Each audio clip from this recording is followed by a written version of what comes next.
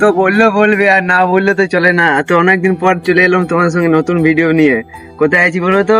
মেজিয়া শ্মশানে।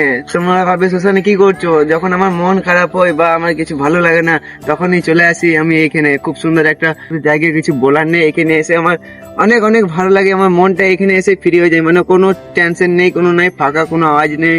এত সুন্দর লাগে না? তো প্রথমে এসে তোমাদের কালী মায়ের দর্শন করাই, চলো আসো। তো দেখতে পাচ্ছ এটা হচ্ছে আমাদের মা কালী মা, এটা হলো আমাদের কালী মা। বা তোমাদেরকে যখনখানে আমাদের জীবনটা একবারে মরে যায়, ছাই হয়ে যায়, সেখানে তোমাদেরকে দেখাবো, আসো আসো আসো। এখানে সব এখানে বসাই দিলে আর তুমি শেষ হয়ে যাবে। এখানে বসাই দিলে সব শেষ, তুমি আর কিছু নাই। তোমার একটা আঙ্গুলে মানে একটা ধুলা পাবে না। আর এই ডান পরে দেখতে পাচ্ছ এগুলো করে তোমার খেচাড়া হবে। তো এই জন্য বলছি, মানুষকে কোনোদিন অহংকার দেখাও না বা কারোকে কোনোদিন বেইজ্জতি করো না। তো এইরকম ভাবে সবাইকে পাশে থাকো, এইটাই বলবো। না সে এখানে সব শেষ, আর কিছু না। এখান থেকে দেখতে পাচ্ছ বড় গাছ, আমাদেরকে সবাইকে আসতেই হবে একদিন, আমাকেও আসতে হবে। আমি ভাবছি আমি আসবো না, আমিও আসবো।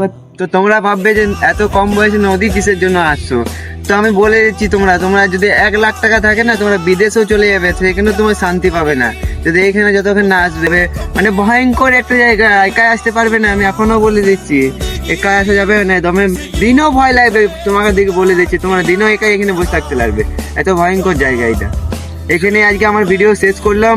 আজকে আমি অনেকদিন পর ভিডিও করলাম, তো এবার চেষ্টা করব কালকেও ভিডিও দিতে, যদি ভালো থাকি। তো আজকে ভালো, একটু মনটা খারাপ ছিল, এই জন্য চলে এসেছিলাম ভিডিও করতে।